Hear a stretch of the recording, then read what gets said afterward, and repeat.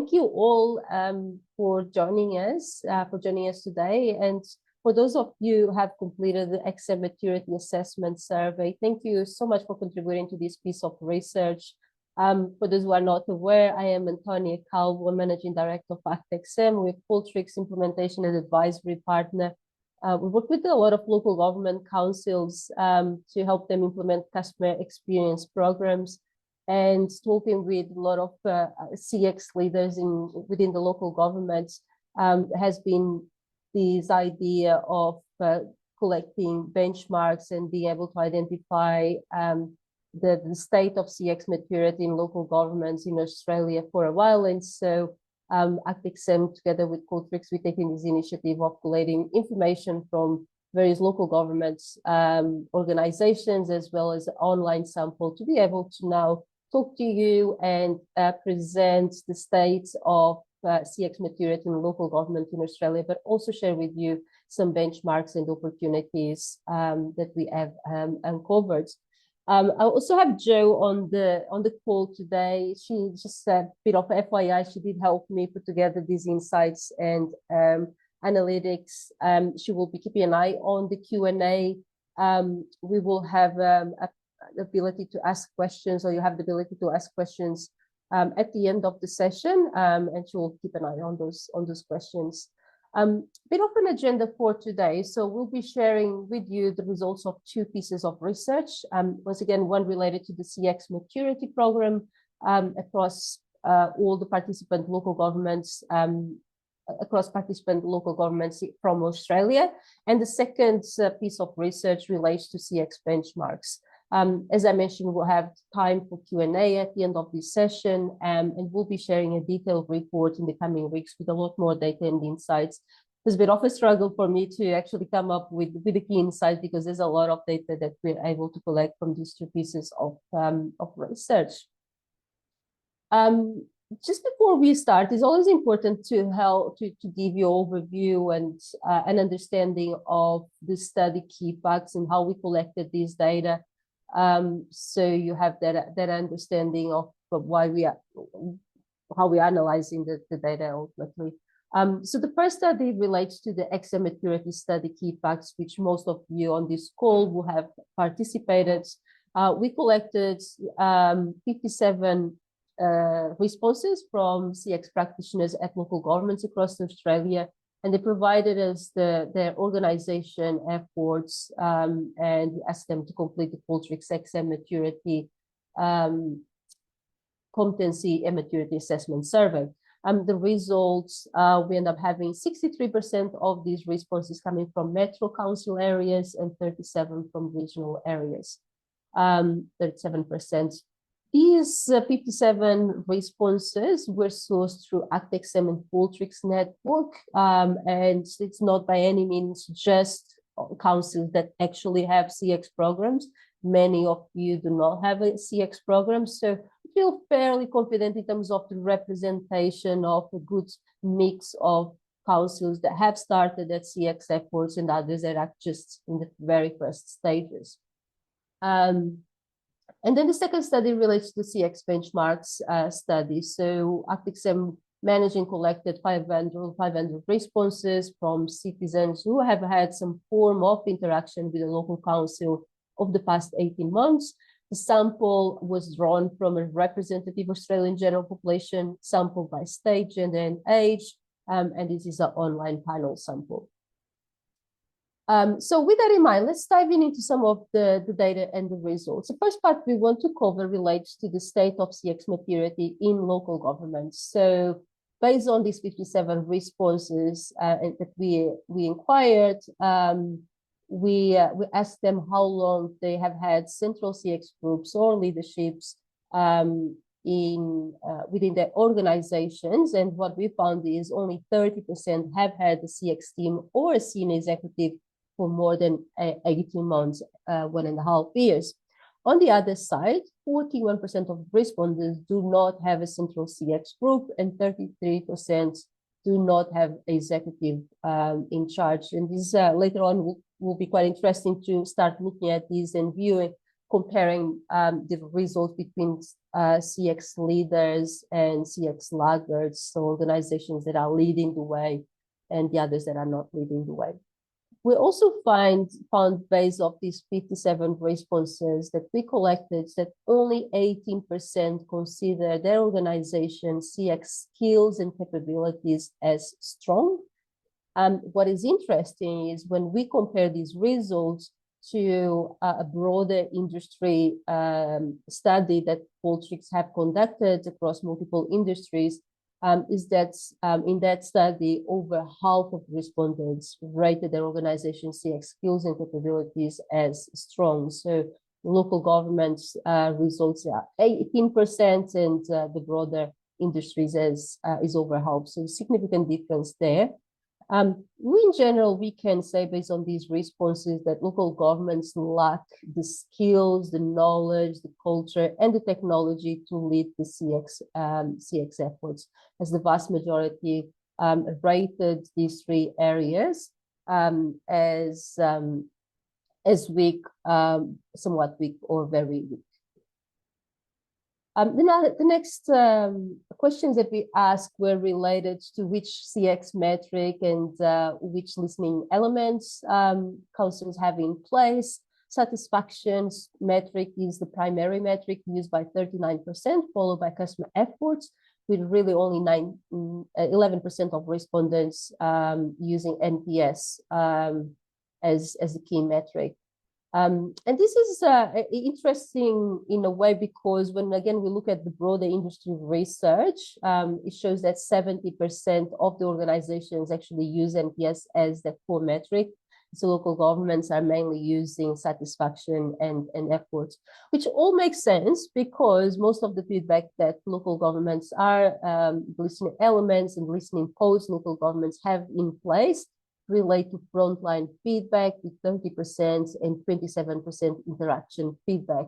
And to be the best practice for this type of feedback in terms of key metrics is definitely effort and satisfaction. So I think there's a good alignment there in terms of the metric being used and the listening elements. We also know that a lot of you have struggled, and it totally makes sense that NPS may not necessarily be the best question for councils. In our online benchmark study, we did ask some form of NPS, so likelihood to recommend, but not necessarily NPS. And we ask questions around likelihood to recommend the council as a place to do business and likelihood to recommend the council as a place to live in. And we have some really interesting insights there in terms of how, in terms of what is driving these two questions. And a lot of it is actually related to the type of interactions and satisfaction with interactions with the local councils. In terms of the obstacles to CX success, so poor integration across systems and technology limitations are the two main obstacles to respondents, organizations in terms of implementing CX and managing their CX management efforts. All organizations face at least one of these obstacles. There's 0% of respondents citing none of the above. So in terms of can summarize this first part of the insights, I think there's a couple of two key takeaways. The central group and CX leadership are available for a large portion of the respondents organizations that participated in this study. But we do find that skills, technology, the competencies and culture are lagging within the local government space. Satisfaction and effort are the main CX metrics, and councils are mainly surveying about frontline and interaction feedbacks. These are two main key takeaways. When we now look at the XM Institute CX program, maturity program in more detail, we start being able to analyze the results of these metrics in relation to what we call CX leaders and CX laggards. But just a bit of an explanation in terms of what is the CX program maturity. So it was developed by the XM Institute And it helps organizations assess how they are performing across 6 competencies and across 20 CX skills. And in the backend, we create a numeric rating for these customer experience competencies. And with that, we're able to then position organizations across the 5 stages of CX maturity. But also, I think this is actually a really good way, if you want to use this in your organization, and share these CX maturity survey across multiple people in stakeholders and champions potentially in your business, and have them rate how they perceive your organization maturity across CX. It can be a really good way of starting engaging some of the stakeholders and open up the conversation in the business in terms of what the priorities should be and the focus should be. So I think it's a very valuable tool that we recommend you potentially use this to survey your stakeholders. So when it comes to the overall, out of these 57 responses that we got, we found that 3/4 of the respondents are in the first 2 stages of the CX maturity, which is investigate and initiate. It's significantly high. When we look again at the other industries, only about 2/3 are in the first 2 stages, so a little bit higher. And really only 2% of the respondents fall into the top stage, which is in there. So it appears that councils are behind when compared to other industries. The local government organizations are weakest in terms of realize and enlightenment competencies. So the realize relates to ensuring CX efforts, use the right metrics and achieve the business objectives. The enlighten relates to collecting and analyzing data to provide actionable insights to the organization. So the assessment, self-assessments brings these two as weak, very weak. However, leading is the main competency where respondents rated highest, still significantly lower when compared to other industries. And the leads competency relates to having a strategy, roadmap, and governance in place. So it seems like some effort is being put on in terms of creating that strategy and governance.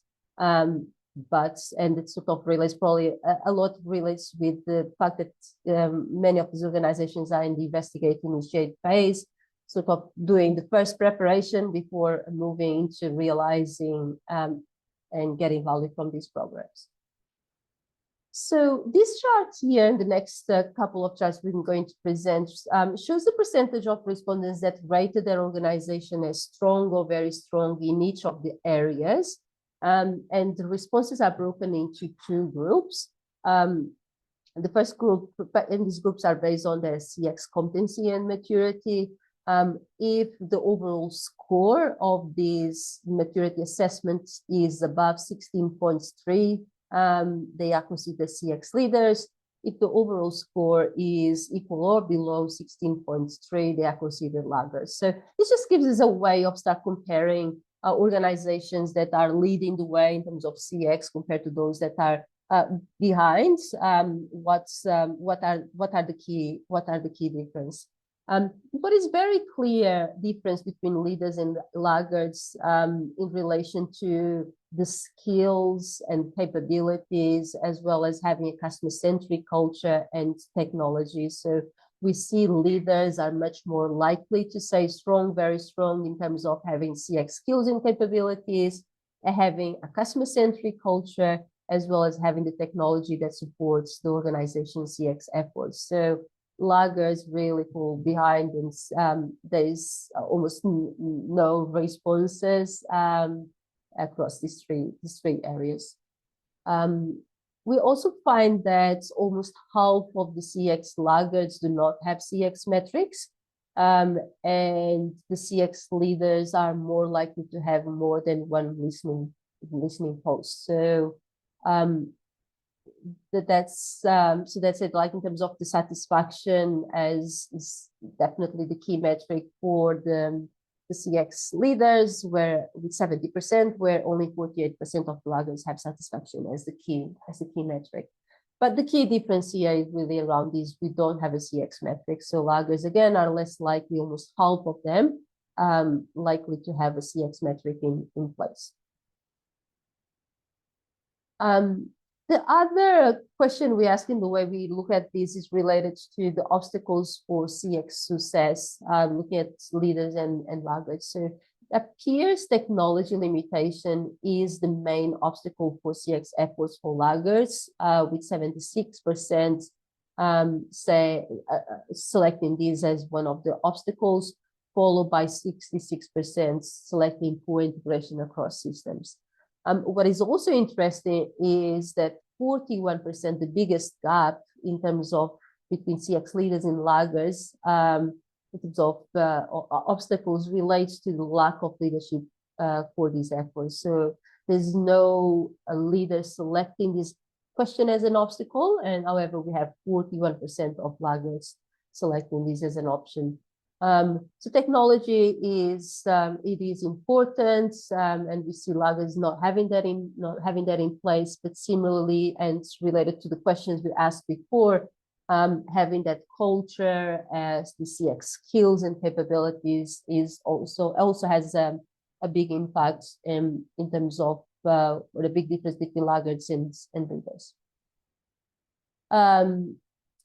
We ask also the respondents to rate how they perceive their organization performance across the different business metrics, business outcomes, such as representative community engagement is undertaking, ongoing financial stability, effective and efficient systems and processes are in place, customer service standards are being applied, council resolutions and policies are executed, and council approved plans are executed. So we took this as sort of local government key business outcomes and metrics, and then we asked the respondents to rate how their perceived performance is. And what we found out is that CX leaders were more likely to report strong performance across all business metrics because of their CX program. And this is in comparison to the lower CX capabilities for laggards. So this is really interesting, and I mean, it's not a surprise because we know that leaders do tend to perform better in terms of business outcomes. But I honestly was not expecting such a big difference. What I thought was really interesting is these customer service standards are consistently applied. You have 80% of the leaders saying strong or very strong, with only 21% of laggards considering these areas strong, very, very strong. So it does appear to the relation between having a CX program and leading that CX program with the right technology, culture, skill sets, it is having an impact on how the customer service standards are being applied in these organizations. A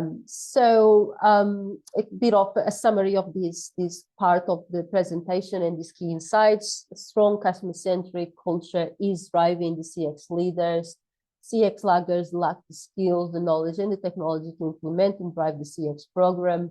And all of them are really important. And we also found out that CX leaders were more likely to report strong performance across all business outcomes. And CX leaders are significantly more likely to report strong performance in relation to applying customer service standards. All right, we move on now to the next. It's still quite good on time actually. We'll move on to. Maybe I just stop a second here. I just want to make sure, like, is the pace okay? I know we'll have some time later on for questions. But if you can maybe just on the Q&A, give us a bit of a hint to the pace is great. Thank you. So I'll carry on, and then that will mean that we'll have some extra time at the end for Q&A. Or if you finish early, you can go and have your lunch.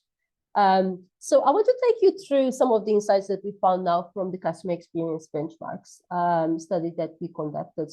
There's a lot of data in there, and we will, in our report, we're working on, and we aim to have it ready over the next couple of weeks. We'll share some more additional insights and feedback from this study. But I want to share with you some of the key metrics and benchmarks. So, let's see if I get this.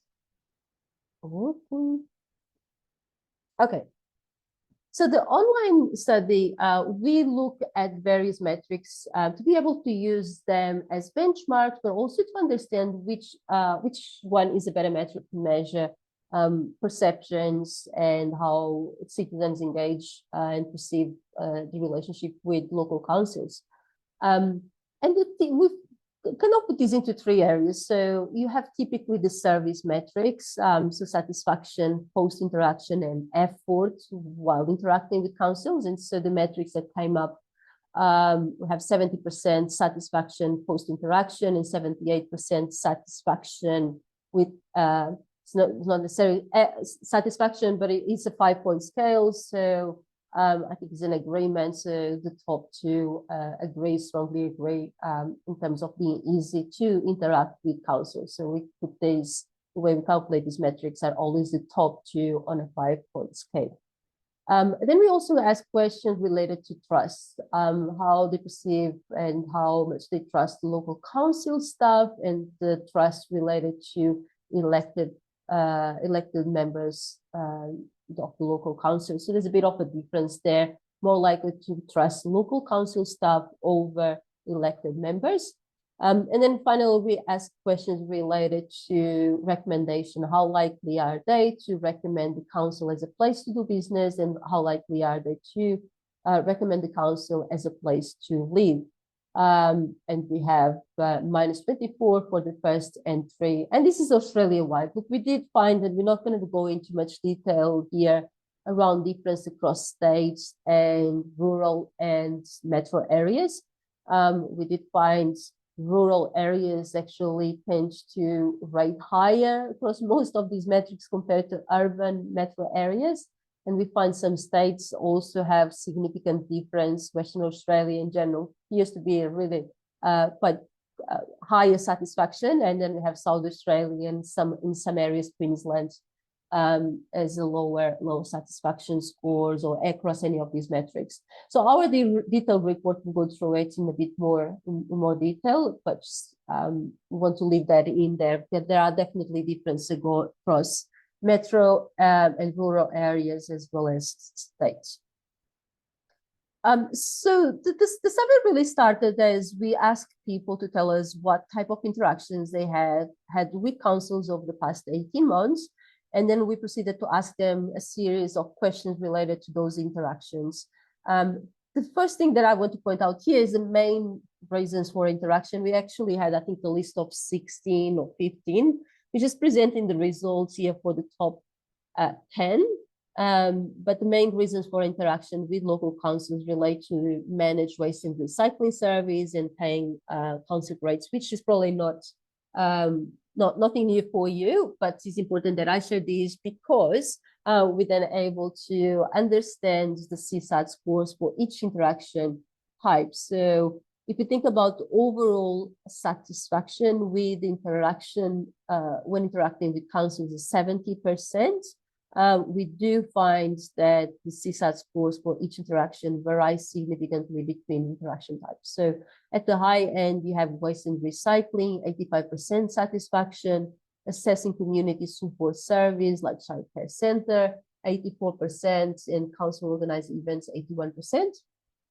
And then at the bottom, obviously, if they make a complaint about the council or paying or disputing a council fine, is it typo there? The satisfaction is significantly lower.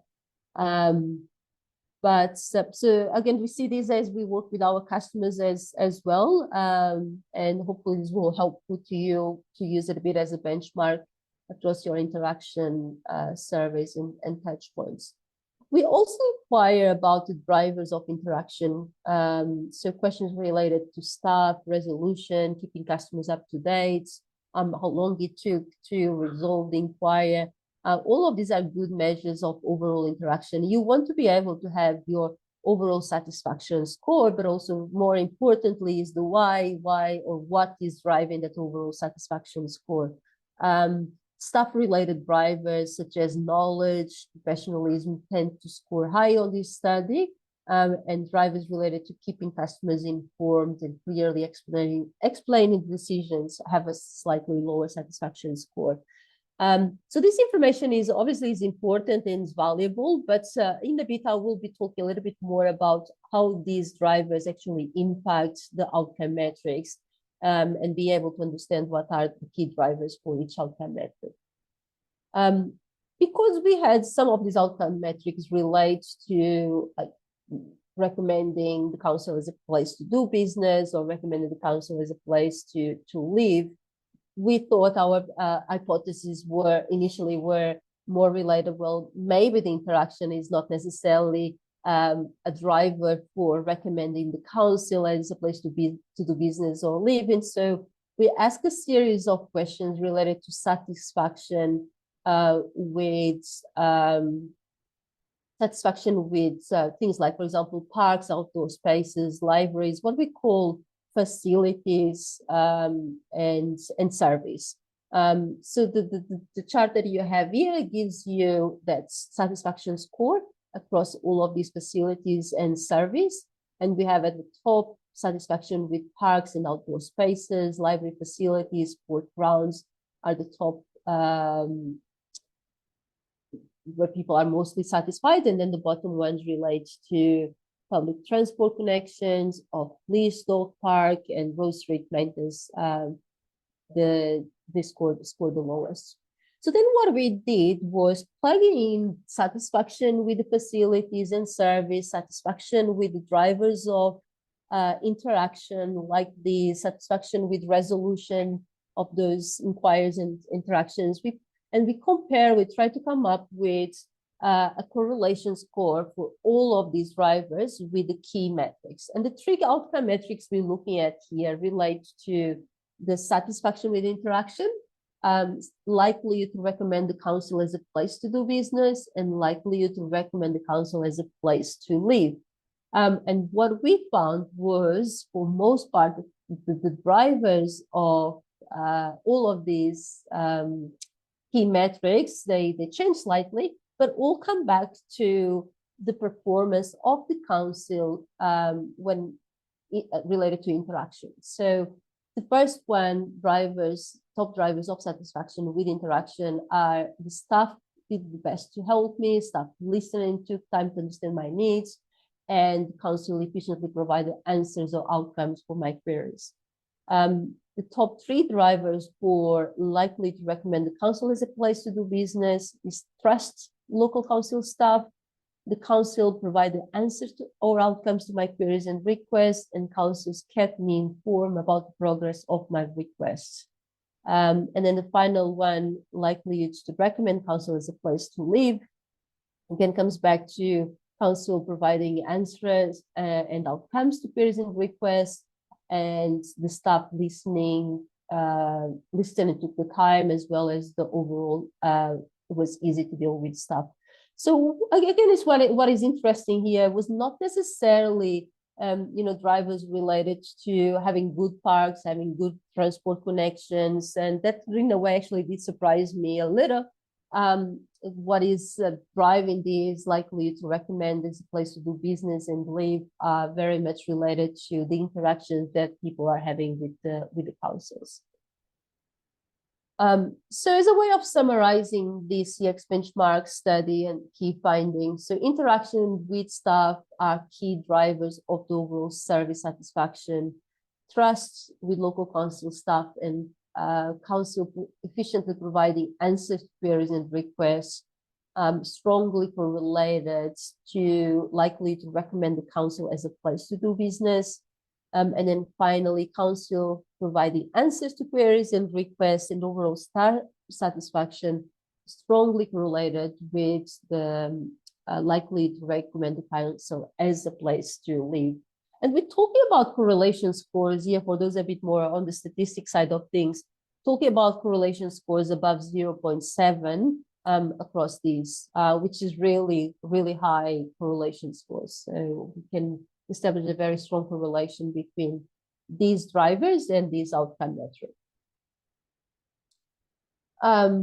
All right, so we're actually getting to the end. So I have a couple more slides just related to program recommendations, just to help give you an understanding of what will be potentially the next steps, depending on where you are in your CX maturity journey. And if you are starting this, where will be a good place to start.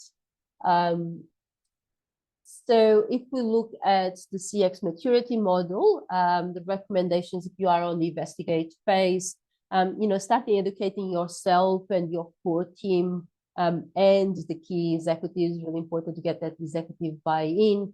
Looking at existing data, sometimes you don't necessarily need to rush and go build out a survey. We do recommend looking at existing data and see what's there within the organization already. Focusing on implementing a few key listening points. We do realize, I think, with all the councils that we work with, but also based on this research and study that we found, that starting collecting feedback related to interaction type or feedback around interacting with customer service team are good starting points. They have, as we found out, a strong correlation with key metrics. And then try to demonstrate the value with quick wins to earn the executive buy-in. If you are more on the initiate stage, this is probably the time to start developing a strategy and the governance model for your CX program. Focus on a few use cases, prioritizing potentially parts of the organization that can serve as champions and that can work with you to promote the CX program more broadly across the organization. Start kicking off with some internal communications. We do find organizations that are successful with CX efforts have a strong communication plan, not only communicating back to the customers or the community, but also communicating back to employees and finding ways of bringing customer experience to the organization on an ongoing basis. So that might be part of the newsletters or town hall meetings, or being part of key decision strategy meetings where you bring the voice of the community or the voice of customer to those meetings. And finally, identify preliminary business impacts for CX. So by now, if you're on the initial stage, you should have some form of program running. You have some data that you have collected. Prioritizing one or two key actions and working on those. It's really will help you prove the value instead of trying to do everything and then achieve nothing, because it takes time and effort, obviously, to improve this customer experience. If you are on the mobilize phase, you potentially looking more at expanding experience to other use cases. So we see, for example, organizations on these start expanding to digital experience, expanding and bringing on, especially on council, local governments, try to tidy up the community feedback, that ongoing community feedback program that sometimes sits outside the CX capability, but bringing both of them together. Digital experiences, I mentioned. Start undertaking some ROI models. So you have been collecting data for the past, say, 2 years or so. You can start doing some ROI modeling based on the data that you have. Other things like improving cross-functional operational process. So this might be the time to bring various different teams together to analyze data, analyze the insights, but more importantly, come up with action plans that you can start implementing to drive that change. On the scale phase, you start deeply integrate CX into HR process. So, simple terms here, it could be words, start measuring both EX and CX side by side and see what's the impact of CX or the impact employees are having on that customer experience. but you also start working more around building up that capability within the organization to use the data and the metrics to make decisions in a more, I guess, cohesive and predictable way. And then for those of you that are on the embed phase, which not many, and even outside local governments, other industries, only 2% also sit on the embed phase. So it's not very common to be here, but you'll be looking at maintaining excellent service and continue to focus on building out the XM competencies and skills, and continue to diffuse the XM efforts into other experience areas. And finally, it's just maybe in a simple way and format of how to, especially for those that are on the first two stages, where to next, what service should I prioritize? You can start looking at these 3 phases of your CX maturity roadmap. We strongly recommend you starting with some form of transactional customer study. May not necessarily be about all the interactions and all the transactions that you have with your citizens, customers, prioritizing the main ones. We know that there is an important correlation between satisfaction with these transactional interactions and other important metrics. If you have that in place, we recommend you consider expanding those transactional customer surveys to more service, so you don't have just the top 2. Expanding, like I find that companies or local governments that are more advanced, they have this transactional customer service across a lot of the different interactions and service.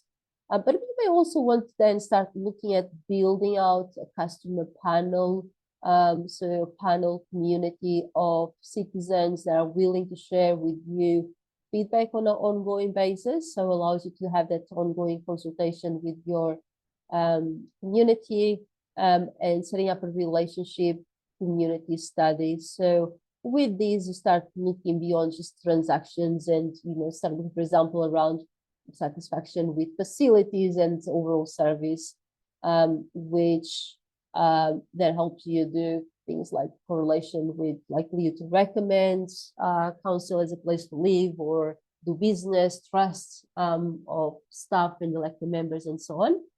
And the final stage, really, you'll be looking at integrating this employee experience into your program. Obviously, none of these stops. Like if you have ad hoc projects, you should be able to run those in parallel. But hopefully this will give you a bit of an understanding of how I would probably describe and summarize the quick roadmap for local government councils.